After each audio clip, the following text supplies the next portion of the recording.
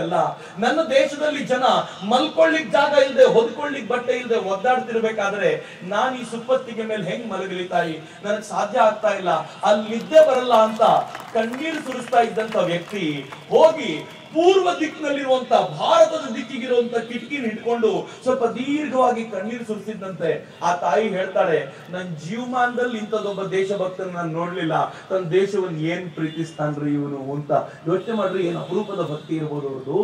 ನಾನು ಯಾಕೆ ಈ ಮಾತನ್ನು ಹೇಳ್ತೀನಿ ಅಂತಂದ್ರೆ, ವಿವೇಕಾನಂದರ ವ್ಯಕ್ತಿತ್ವ ಎಂತ ಅದ್ಭುತ ಅಂತಂದ್ರೆ, ಸೈನ್ಸ್ ಮತ್ತು ಧರ್ಮ, ವಿಜ್ಞಾನ ಮತ್ತು ಧರ್ಮ ಸೇರ್ಕೊಂಡಿದ್ದಂತ ವ್ಯಕ್ತಿ, ರಾಷ್ಟ್ರೀಯತೆ ಮತ್ತು ಅಂತಾರಾಷ್ಟ್ರೀಯತೆ ಸೇರ್ಕೊಂಡಿದ್ದಂತ ವ್ಯಕ್ತಿ, ಪ್ರಾಚೀನ ಮತ್ತು ನವೀನ ಎರಡೂಗಳ ಮಿಕ್ಸ್ಚರ್ ಆಗಿದ್ದಂತ ವ್ಯಕ್ತಿ, ಯುವಕರಿಗೆ ಮತ್ತು ವೃದ್ಧರಿಗೆ ಇಬ್ಬರಿಗೂ ಪ್ರೇರಣೆ ಕೊಡಬಲ್ಲಂತ ಅಪರೂಪದ ವ್ಯಕ್ತಿ.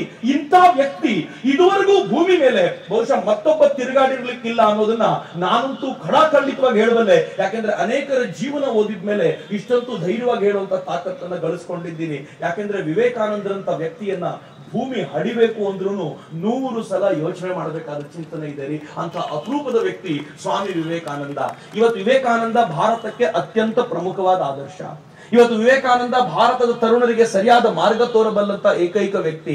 ಯಾಕೆಂದ್ರೆ ವಿವೇಕಾನಂದರ ಚಿಂತನೆಗಳಲ್ಲಿ ಬಿಟ್ರೆ ಇನ್ಯಾವ ಚಿಂತನೆಗಳಲ್ಲೂ ಭಾರತಕ್ಕೊಂದು ಅದ್ಭುತವಾದ ಮಾರ್ಗ ಇಲ್ಲ, ಜಗತ್ತಿಗೆ ಒಂದು ಅದ್ಭುತವಾದ ಮಾರ್ಗ ಇಲ್ಲ.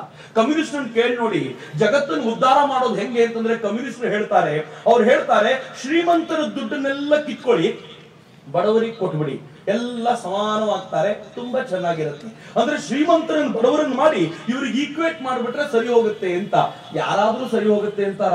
ಶ್ರೀಮಂತರ ವ್ಯಕ್ತಿತ್ವ ಹೆಂಗೆ ಅಂತಂದ್ರೆ, ನೀವು ಪೂರ್ತಿ ದುಡ್ಡನ್ನು ಕಸಿದ್ಕೊಳ್ಳಿ, ಇನ್ನು ಕೆಲವು ತಿಂಗಳು ಅಷ್ಟೇ ದುಡ್ಡು ವಾಪಸ್ ಮಾಡ್ಕೋತಾರೆ. ಅದೊಂಥರ ವಿಚಿತ್ರವಾದ ಪದ್ಧತಿ. ಹೀಗಾಗಿ ಕಮ್ಯುನಿಸ್ಟರ ರಷ್ಯಾ ಛಿದ್ರವಾಗೋಯ್ತು, ಚೀನಾ ಒದ್ದಾಟದಲ್ಲಿದೆ. ಆದ್ರೆ ಸ್ವಾಮಿ ವಿವೇಕಾನಂದರು ಜಗತ್ತನ್ನ ಬೆಳೆಸುವಂತ ಒಂದು ಅದ್ಭುತವಾದ ಮಾರ್ಗ ಕೊಟ್ಟರು. ಅವ್ರು ಹೇಳಿದ್ರು, ಯಾವ ಶ್ರೀಮಂತರ ಹತ್ರನು ದುಡ್ಡು ಕಿತ್ಕೋಬೇಡಿ, ಆ ಶ್ರೀಮಂತರಿಗೆ 2 ಮಂತ್ರ ಹೇಳ್ಕೊಡಿ. ಮೊದಲನೇದು ತ್ಯಾಗ ಮಾಡೋದನ್ನ ಹೇಳ್ಕೊಡಿ, ಎರಡನೇದು ಸೇವೆ ಮಾಡೋದನ್ನ ಹೇಳ್ಕೊಡಿ, ಇಡೀ ಜಗತ್ತು ಬದಲಾಗುತ್ತೆ ನೋಡಿ ಅಂತ.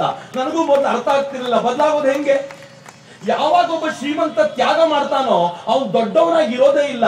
ತ್ಯಾಗ ಮಾಡಿರೋದ್ರಿಂದ ಅವನು ಎಲ್ರಿಗಿಂತ ಎತ್ತರಕ್ಕೆ ಬೆಳೆದು ನಿಂತು ಬಿಡ್ತಾನೆ, ದೊಡ್ಡ ತ್ಯಾಗಿ ಆಗ್ತಾನೆ. ಆದ್ರೆ ಸೇವೆ ಮಾಡಬೇಕು ಅಂದಾಗ ಅತ್ಯಂತ ಬಡವನ ಕೆಳಗೆ ನಿಂತ್ಕೊಂಡು ಸೇವೆ ಮಾಡ್ಲಿಕ್ಕೆ ಹೊರಡ್ತಾನಲ್ಲ, ಎಲ್ರಿಗಿಂತ ಚಿಕ್ಕವನಾಗ್ತಾನೆ. ಎತ್ತರದಲ್ಲಿದ್ದು ಎಲ್ರಿಗಿಂತ ಚಿಕ್ಕವನಾಗುವಂತ ಅಪರೂಪದ ಪಾಲಿಸಿಯನ್ನ, ಅಪರೂಪದ ಐಡಿಯಾನ ಜಗತ್ತಿಗೆ ಕೊಟ್ಟವರು ಸ್ವಾಮಿ ವಿವೇಕಾನಂದರು ಮಾತ್ರ. ಹೀಗಾಗಿ ಜಗತ್ತಿನ ಜನ ಹೇಳ್ತಾರೆ, ವಿವೇಕಾನಂದರಂತ ಮಾರ್ಗದರ್ಶನ ಜಗತ್ತಿಗೆ ಮತ್ತೊಂದಿಲ್ಲ.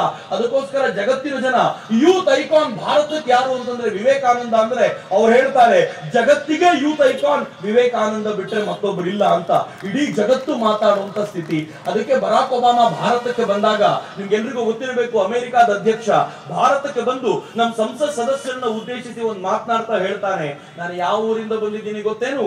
ಯಾವ ಊರಿನಲ್ಲಿ ವಿವೇಕಾನಂದರು 3.5 ನಿಮಿಷ ಮಾತಾಡಿ ಜಗತ್ತನ್ನೇ ಜಾಗೃತಗೊಳಿಸಿದ್ರು ಅಂತ ಚಿಕಾಗೋ ನಗರದಲ್ಲಿ ಹುಟ್ಟಿದವನು ನಾನು ಅಂತ ಬರಾಕ್ ಒಬಾಮಾ ಹೆಮ್ಮೆ ಪಟ್ಟ. ಬರಾಕ್ ಒಬಾಮಾ ಹೆಮ್ಮೆ ಪಟ್ಟಿದ್ದಕ್ಕೆ ನಮಗೆಲ್ಲ ಖುಷಿ, ಚಪ್ಪಾಳೆ ತಟ್ಟಿದ್ವಿ, ಸಂತೋಷ.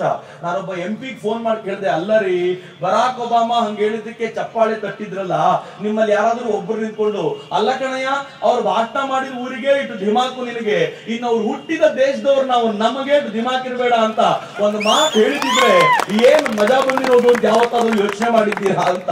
ಆದ್ರೆ ದೌರ್ಭಾಗ್ಯ ನಮ್ಮಲ್ಲಿ ಯಾರಿಗೂ ಈ ತರದ್ದು ಹೊಡೆಯೋದೇ ಇಲ್ಲ. ಯಾಕೆಂದ್ರೆ ಯಾವ ಎಜುಕೇಶನ್ ಕೊಡ್ಬೇಕಿತ್ತು ಆ ಎಜುಕೇಶನ್ ಸರಿಯಾಗಿ ಹರಿಲೇ ಇಲ್ಲ. ಸ್ವಾಮೀಜಿ ಹೇಳಿದ್ರು, ಈ ದೇಶದ ಜನಕ್ಕೆ ಸ್ವಾಭಿಮಾನ ಅನ್ನೋದು ಸತ್ತೋಗಿದೆ. ನಾನು ಯಾವಾಗ್ಲೂ ಸ್ವಾಮೀಜಿಯ ಮಾತುಗಳನ್ನು ಓದ್ತಾ ಇರಬೇಕಾದ್ರೆ ಅದು ಹೆಂಗಿದೆ ಅಂತಂದ್ರೆ, ಒಂಥರ ಯಾರೋ ಸೈನಿಕರು ಹಿಡ್ಕೊಂಡು ಬಾಂಬ್ ಹಿಡ್ಕೊಂಡು ಗುಂಡ್ ಹಿಡ್ಕೊಂಡು ಸಿಡಿಸ್ದಂಗೆ ಇರುತ್ತೆ. ಸ್ವಾಮೀಜಿ ಮಾತಾಡ್ತಾ ಹೇಳ್ತಾರೆ, ಈ ದೇಶದ ಜನ ಹೆಂಗ್ ಆಗೋಗಿದ್ದಾರೆ ಅಂತಂದ್ರೆ, 4 ಜನ ಭಾರತೀಯರು ಒಂದ್ ಕಡೆ ಸೇರಿದ್ರೆ 5 ಪಾರ್ಟಿ ಮಾಡೋದು ಹೆಂಗೆ ಅಂತ ಗೊತ್ತಿದೆ ಅವರಿಗೆ. ಹೀಗಾಗಿ ಒಳಗೆ ಕಿತ್ತಾಡೋದ್ರಲ್ಲಿ ನಿಸ್ಸೀಮ್ರೆ ಇವರು ಹೊರತು ಒಂದಾಗುವಂತ ಕೆಪಾಸಿಟಿ ಭಾರತೀಯರಿಗೆ ಇಲ್ವೇ ಇಲ್ಲ ಅಂತ. ಈಗ ಸ್ವಲ್ಪ ಯೋಚನೆ ಮಾಡಿ, ಸ್ವಾಮೀಜಿಯ ಮಾತನ್ನ ನಾವು ಸ್ವಲ್ಪ ಆದ್ರೂ ಜೀವನಕ್ಕೆ ಅಳವಡಿಸ್ಕೊಳ್ಳುವಂತ ಹೊತ್ತಲ್ವಾ ಇದು? ಇವತ್ತು ನಾವೆಲ್ಲ ಈ ರಾಷ್ಟ್ರವನ್ನ ಅತ್ಯಂತ ಶ್ರೇಷ್ಠ ಮಟ್ಟಕ್ಕೆ ತೆಗೆದುಕೊಂಡು ಹೋಗುವಂತ ಅಪರೂಪದ ಕಾಲ ಬಂದಿದೆ. ಇವತ್ತು ಭಾರತದ ಸ್ಥಿತಿಗತಿ ಹೆಂಗಿದೆ ಅಂತಂದ್ರೆ, ಸ್ವಾಮೀಜಿ ಹೇಳಿರುವಂತ ಪ್ರಾಫೆಸಿಗಳು ನಿಜವಾಗುವಂತ ಸ್ಥಿತಿ.